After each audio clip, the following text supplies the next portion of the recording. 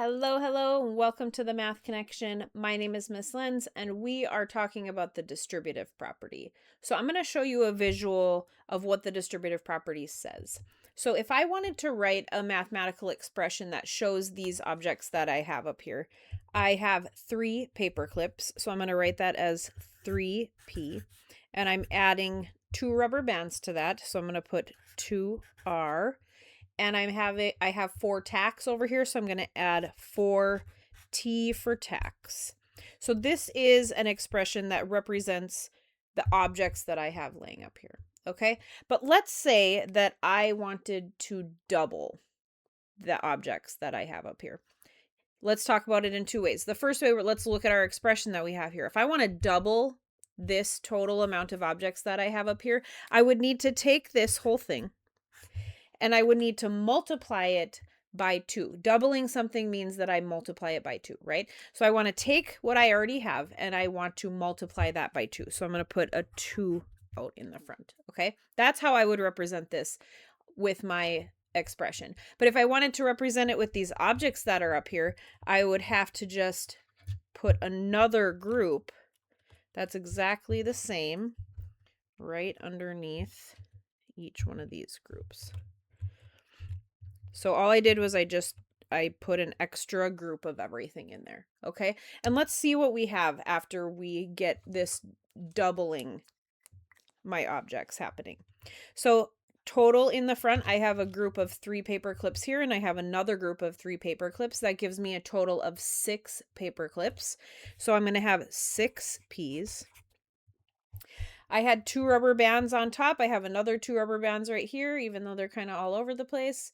And that gives me a total of 4 rubber bands if I combine those. 4R for rubber bands. And lastly, I have 2 groups of 4 tacks. Here's 4 tacks, but remember I have 2 of those, and that will give me a total of 8 tacks. So after I double it, I'm getting this answer down here. But let's take a look at what we had to do with our original expression. So here I had 3 paper clips to start with, and I doubled it. So I took 2 times 3 and I got a 6. I had to take the 2 times the 3p in order to get me that 6p.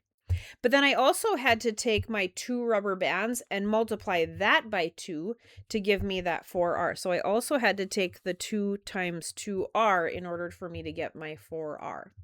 And lastly, I had to take my 4 tacks here and I had to multiply it by that 2 also. I had to double my 4 tacks to give me my 8 total tacks down here.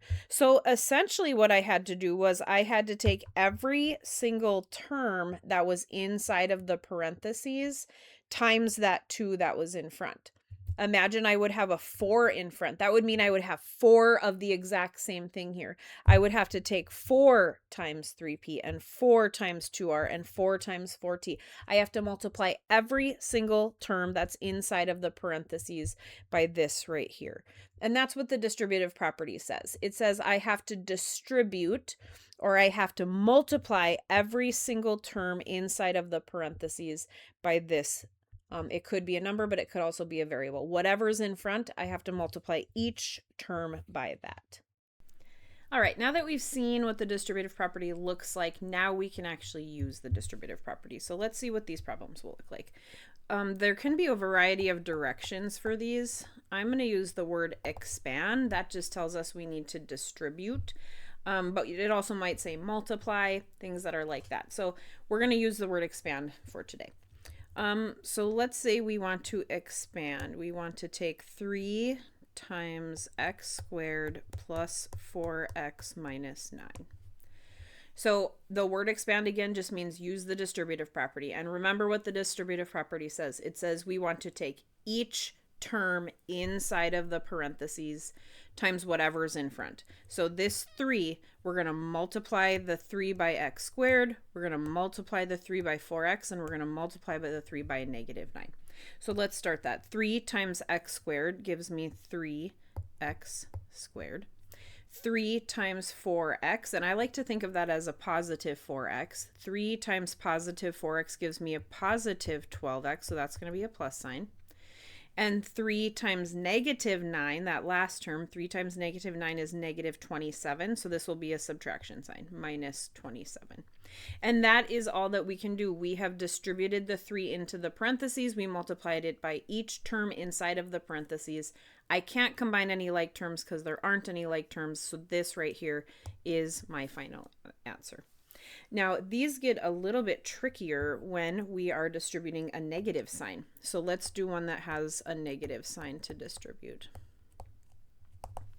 Let's distribute a negative 4 times 3a minus 4b minus 1.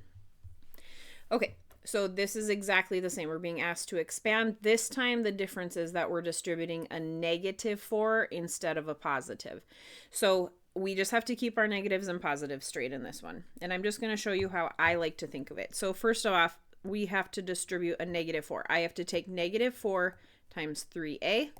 I have to take negative 4 times negative 4b. And I have to take negative 4 times negative 1. I have to take it times each term inside of the parentheses. So let's start. Negative 4 times 3a gives me negative times positive is negative. So it's going to give me a negative 12a.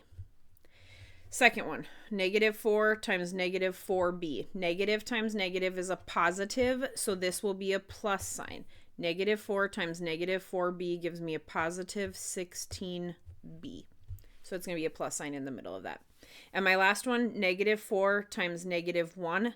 Negative times negative again will give me a positive, so that will give me a plus 4 at the end. Okay? Now, we don't only have to distribute numbers. Sometimes we have to distribute variables as well. So let's take a look at what that can look like. Let's distribute a negative 3x into the parentheses this time. We're going to take that times 5x plus 6y minus 2. This is we're not, the only thing we're changing is what we're distributing, but our steps are all the same and our thought process is still the same. We're distributing a negative 3x this time, which means I have to take every term inside of the parentheses times negative 3 and x. That's the only difference. Everything else is the same. So let's start. Negative 3x times a positive 5x will give me a negative 15. Now x times x, remember we have to add our exponents, so that's going to give us x squared. Negative 15x squared. Okay, our second one, negative 3x times a positive 6y. Negative 3 times positive 6 is negative 18, so that's going to be minus 18. And then x times y, there's nothing that we can do different about that. We literally just have to leave it as x times y, negative 18xy. And my last one, negative 3x times negative 2. Negative 3 times negative 2 gives me a positive 6, and then we also have that x in there. So again, this is my final answer. I can't combine any like terms. There's nothing else that I can do. I have expanded using the distributive property. If you liked what you saw today, please subscribe. You can click in the episode description. There's a link that brings you to a short set of practice problems, and then it also has videos for each answer to explain those for you. If you want to see a little bit more difficult distributive property that has more exponents and more variables, you can click on this link. And thanks for hanging with me today and talking some math. I hope to see you soon.